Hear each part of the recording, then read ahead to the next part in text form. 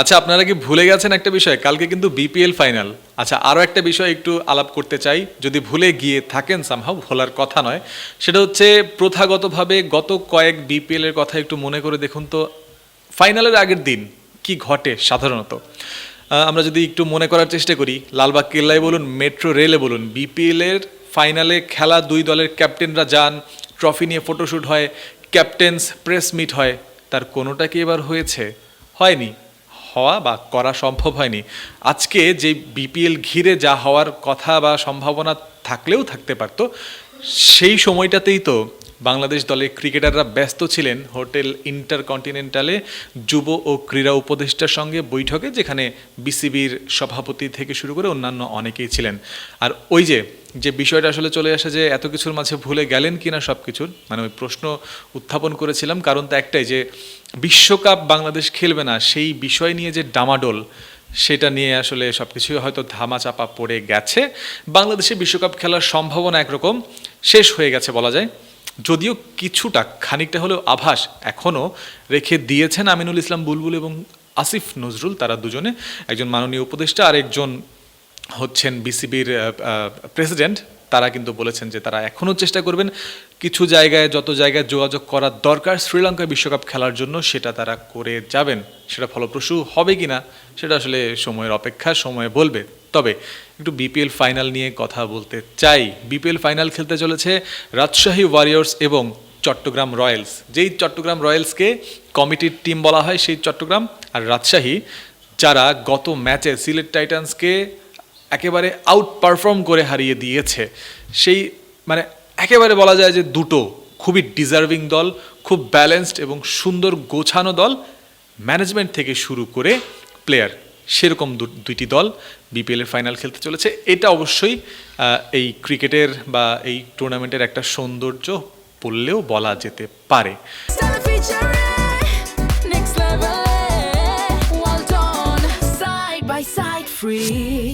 তবে আগামীকালের এই ফাইনালে আসলে কে কি করবে, কেমন করবে, কোন দলকে এগিয়ে রাখবেন, সেটার বিচার আপনাদের ওপরে ন্যস্ত করতে চাই।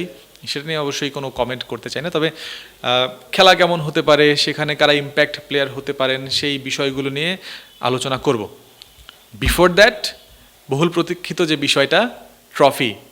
অনেক আগেই হয়তো বিপিএল চলাকালীন আপনারা সিলেট পর্বে শুনেছিলেন, বিসিবি থেকে ঘোষণা দেওয়া হয়েছিল যে ট্রফি আসছে, সংযুক্ত আরব আমিরাত থেকে একটা ট্রফি তৈরি করে আনা হচ্ছে, যার মূল্য মোটামুটি 25 থেকে 30 লাখ টাকার মতো হবে। যতদূর জানা গেছে সেখানে হীরা, রূপা বা সোনা এরকম অনেক কিছু সংমিশ্রণ রয়েছে। সেরকম ট্রফিটা কিন্তু বাংলাদেশে এসে পৌঁছেছে, এবং আজকে পর্যন্ত যার কোনো জানাশোনা খুব একটা ছিল না, আজকে বিসিবি জানিয়েছে যে আগামীকাল ম্যাচের আগে বিকাল 4:30টার সময় তারা সেই ট্রফি উন্মোচন করবে। 6টার সময় কিন্তু ফাইনাল ম্যাচ, অর্থাৎ ম্যাচের 1.5 ঘন্টা আগে ট্রফিটা প্রথমবারের মতো এবারে বিপিএলে দেখা যাবে। দামি, মূল্যবান, আশা করি সেটা আকর্ষণীয় হবে। দেখা যাক ট্রফির সামনে আসার পরে সেটা আপনাদের প্রত্যাশা পূরণ করতে পারে কিনা। এবার ম্যাচ নিয়ে একটু কথা বলি, একেবারে ডেটা সহ সব সামনে নিয়ে বসেছি যে কারা কেমন কি করতে পারে। শুরুতে আসলে বলতে হয়, চট্টগ্রাম রয়্যালস সবার আগে যে ফাইনাল নিশ্চিত করেছে সেটা কিন্তু রাজশাহী ওয়ারিয়র্সকে কোয়ালিফায়ার 1-এ হারিয়েই, এবং তাদের ওই যে বললাম ব্যালেন্সের বিষয়টা, রাজশাহীকে হারাতে দারুণ ব্যালেন্সের পরিচয় তারা দিয়েছিল কোয়ালিফায়ারে। রাজশাহী সেখানে যে হোঁচট খেলো, তবে পরের ম্যাচে অর্থাৎ গতকাল সিলেটের বিপক্ষে যেভাবে তারা ঘুরে দাঁড়িয়েছে, স্পেশালি কেইন উইলিয়ামসন ওই গতকাল সকালেই বাংলাদেশে অবতরণ করলেন, মাত্র কয়েক ঘন্টার রেস্ট, সেখান থেকে মাঠে চলে এলেন, তারপরে যেভাবে মাঠে পারফর্ম করলেন, পুরো পেশাদার একজন ক্রিকেটার যেমন হন বা যেমন হওয়া উচিত ঠিক তেমনটাই দিলেন। আর ডেডিকেশনের কথা তো বলতেই হয়। কেইন উইলিয়ামসন ম্যাচের প্লেয়ার টু ওয়াচ আউট লিস্টে অবশ্যই থাকবেন। আরও কারা থাকবেন? রাজশাহীর কেইন উইলিয়ামসনকে দিয়ে যখন শুরু করেছি, রাজশাহীর জিমি নিশামের কথা না বললেই নয়। গত ম্যাচে সিলেট কিন্তু এই কিউই পাওয়ারের কাছে হেরেছিল। সিলেট মোটামুটি বলা যায় যে জিমি নিশামের ব্যাটিং, কেইন উইলিয়ামসনের ব্যাটিংয়েই অনেকটা ব্যাকফুটে পড়ে গিয়েছিল। জিমি নিশাম বল হাতেও দুরন্ত হতে পারেন, তার যেই পেস বোলিংয়ের ভ্যারিয়েশন তিনি কাজে লাগাতে পারেন, সেটা ম্যাচের যে কোনো সময় হতে পারে। ম্যাচের শুরুর দিকটা হোক, মিডল ওভারে হোক, ডেথ ওভারে হোক, যে কোনো সময় যে কোনো জায়গায় জিমি নিশাম বোলার হিসেবেও দারুণ কার্যকর। রাজশাহীর স্ট্র্যাটেজিটা দেখুন, রিপন মণ্ডল কেউ কি ভাবতে পেরেছিলেন যে রিপন মণ্ডলকে রাজশাহী বসিয়ে দেবে একদম ফাইনালের আগের ম্যাচে, যেখানে ফাইনাল নিশ্চিত করতে হবে? বসিয়েছে, কারণ স্ট্র্যাটেজিক প্ল্যান। তারা কাকে দলে নিয়েছিল? মোহাম্মদ রুবেল, মিস্ট্রি স্পিনার, তিনি কিন্তু ডেলিভার করেছেন একদম গুরুত্বপূর্ণ সময়, মিডল ওভারে উইকেট এনে দিয়েছেন। তারপরে আবার শেষের দিকে আরেকটা ওভার করেছেন, সেখানেও ভালো রান চেক দিয়েছেন। যেখানে যেমন প্রয়োজন রাজশাহীর থিঙ্ক ট্যাঙ্ক তাই করছে, এই জন্য রাজশাহীকে প্রশংসা করতেই হয়। প্লেয়ার টু ওয়াচ আউটে আসলে আরও কয়জনের নাম এখন যাদের নাম উল্লেখ করতে চাই, তারা হয়তো বাংলাদেশের হয়ে বিশ্বকাপ টি-20 বিশ্বকাপে ভারতে খেলতে গেলেও যেতে পারতেন, হয়তো যাওয়া হচ্ছে না। একজন হচ্ছেন শরীফুল ইসলাম, আরেকজন শেখ মেহেদী হাসান চট্টগ্রামের। রাজশাহীতে বিশ্বকাপের স্কোয়াডে রয়েছেন এমন ক্রিকেটার কারা? তানজিদ হাসান তামিম এবং তানজিম হাসান সাকিব। এই চারজন ক্রিকেটার দুই দলে দুজন দুজন করে। বলা যায় যে একরকম বিশ্বকাপ খেলবেন না ক্রিকেটারদের জন্য নিশ্চিতভাবেই হতাশাজনক। তবে এই হতাশার মাঝেও কিন্তু বিপিএলের আমেজ বা উৎসবের যে আমেজটা রয়েছে, সেই ফাইনালে খেলতে নামতে হবে। সেখানে অবশ্যই পেশাদার হিসেবে তারা পুরোটা উজাড় করে দেবেন। আর যাদের নাম বললাম, শরীফুল, শেখ মেহেদী হাসান, তারা তো অবশ্যই player to watch out for. মানে শরীফুলের পারফরমেন্স বলুন, তিনি বিপিএলের এবারের আসরের সর্বোচ্চ উইকেট শিকারী। আর শেখ মেহেদী হাসানের কথা বলবেন, ক্যাপ্টেন্সি, ব্যাটিং, বোলিং, 3 বিভাগ মিলিয়ে ESPN ক্রিকইনফোর যেই পাতা আমার সামনে খোলা স্ট্যাটের পাতাটা, সেখানে শেখ মেহেদী হাসান রয়েছেন টোটাল ইম্প্যাক্ট লিস্টের 1 নম্বরে। অর্থাৎ তার ইম্প্যাক্ট পয়েন্ট হচ্ছে 553.92। তিনি রান করেছেন 173, উইকেট 15টা। ক্যাপ্টেন্সি তো তার রয়েছে, দারুণ ক্যাপ্টেন্সি করছেন। একেবারে বলা যায় যে শেখ মেহেদী হাসান টুর্নামেন্ট সেরা হওয়ার দ্বার প্রান্তে রয়েছেন, যদি শেষ মুহূর্তে আর কোনো অঘটন বা মিরাকল না ঘটে। তার সতীর্থ, তার অধীনে খেলা শরীফুল ইসলাম কিন্তু এই টোটাল ইম্প্যাক্ট পয়েন্টে 2 নম্বরে রয়েছেন। শরীফুলের ইম্প্যাক্ট পয়েন্ট 481.34, 23টা রান করলেও উইকেট সংখ্যা তার রানের থেকে বেশি, 24টা। টুর্নামেন্টের সর্বোচ্চ উইকেট শিকারী। নিঃসন্দেহে এই দুজন প্লেয়ার চট্টগ্রামের জন্য অনেক বড় বা ভাইটাল রোল প্লে করবেন। মোহাম্মদ নাইম শেখের কথা না বললেই নয়। এখনও পর্যন্ত টুর্নামেন্ট শুরুর দিকে বা মাঝের দিক পর্যন্ত আপনারা শুনেছেন কোটি টাকার নাইম শেখ। হ্যাঁ, পরের দিকে তিনি পারফরমেন্স বা ব্যাটের ছন্দহীন ছিলেন। ফাইনাল ম্যাচের গিয়ে নিশ্চয়ই তিনি ঘুরে দাঁড়াবেন, সেই আত্মবিশ্বাস তার মধ্যে বরাবরই দেখা যায়। হাসান নওয়াজ, তিনি টুর্নামেন্টে 7 ম্যাচ খেলে 174 রান করেছেন, 29 অ্যাভারেজে ব্যাটিং করেছেন। তানজিদ হাসান তামিম রাজশাহীর, তার কথা আসলে আলাদা করে বলার অপেক্ষা রাখে না। তিনি 10 ম্যাচে 226 রান করেছেন, আর তার স্ট্রাইক রেট কিন্তু 128.4। আর তানজিদ তামিম যেদিন খেলেন, যেদিন ছন্দে থাকেন, ছন্দ পান, সেদিন তামিম প্রতিপক্ষকে ধসিয়ে দিতে পারেন। সেটা হতেই পারে আগামীকাল। রাজশাহীর তামিম চট্টগ্রামকে ধসিয়ে দেন কিনা।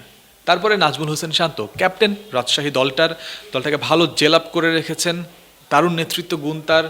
হ্যাঁ, ব্যাট হাতে গত ম্যাচে ভালো যায়নি, তবে শান্তও তো আসলে ওই যে বলে না সিমেন্টের মতো, টপ অর্ডার বা মিডল অর্ডার দুই জায়গাটাকে একেবারে ধরে রাখা, একত্র করা, মিলেমিশে একাকার হয়ে যাওয়ার বিষয়টা শান্তর মাধ্যমেই হয়। তার দিকেও লক্ষ্য রাখবে নিশ্চয়ই। বড় ম্যাচের বড় প্লেয়ারের হওয়ার ক্ষমতা শান্তর রয়েছে।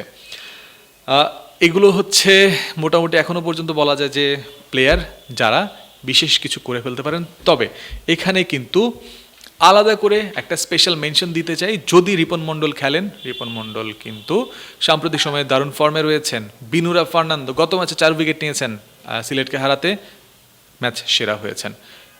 রাজশাহীর জন্য আরও একজন প্রবল গুরুত্বপূর্ণ পেস বোলার, তিনি সেটা ডেথ ওভারে হোক, আবারও বলতে হয়, যে কোনো জায়গায় বিনুরা কিন্তু নিজের খেল দেখিয়ে দিতে পারেন। তাই এই যে খেলোয়াড়দের কথা বললাম, খেলোয়াড়রা মাঠের মধ্যে 22 গজে কিংবা বাউন্ডারি রোপের ভেতরে সেই কাজটা নিজেদের মতো করে করবেন। তবে আরও একটা ভাইটাল রোল কিন্তু বর্তমান বিপিএলে প্লে করছে, চলমান বিপিএলে টসে কারা জিতবে সেটা খুব ভাইটাল হয়ে ওঠে। টসে যারা জিতে যায় তারা অনেকখানি এগিয়ে যায়, এখনও পর্যন্ত দেখা গেছে।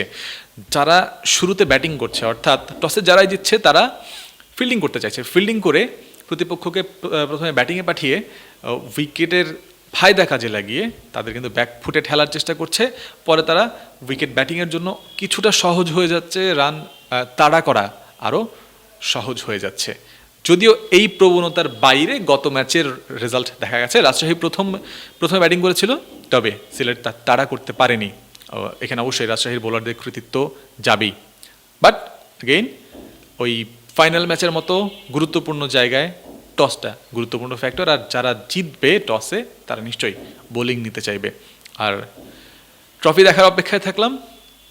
আর আমিনুল ইসলাম বুলবুল আজকে যেই একটা আভাস বা সম্ভাবনা বা আশার কথা শুনিয়ে গেছেন, সেটার অপেক্ষায় থাকছি। তিনি চেষ্টা করবেন শ্রীলঙ্কায় যেন বিশ্বকাপ খেলতে যাওয়া যায়।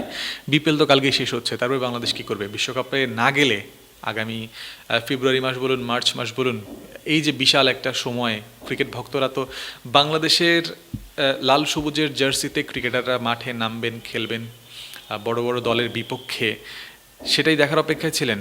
সেটাই যদি না হয় তাহলে ক্রিকেটাররা এবং ক্রিকেট ভক্তরা অবশ্যই হতাশ হবেন। তাই বিসিবির চেষ্টা জারি থাকুক, সেই চেষ্টায় বলতে হয় যে অলৌকিক কিছু ঘটে সফল হোক, বাংলাদেশ বিশ্বকাপ খেলুক।